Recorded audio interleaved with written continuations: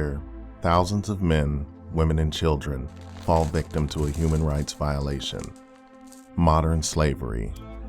Every country is affected by it, whether it's an origin country where people are trafficked from, a transit country, or a destination. But often, a country will be all three together. Human trafficking is the fastest growing criminal industry in the world. Since the year 2000, the number of trafficking victims has risen while the costs associated with trafficking have declined.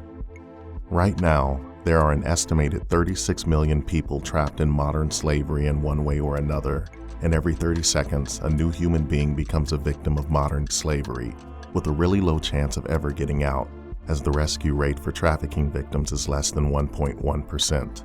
In the year 1850, the cost of a slave was the equivalent of an astounding $40,000. Today, it is at less than $100, and it's only getting cheaper due to an extremely high return rate of investment. Human traffickers make an estimated $32 billion in profits yearly, with most of that money being generated from sex trafficking, as the average sex traffic victim is forced to have sex more than 15 times a day.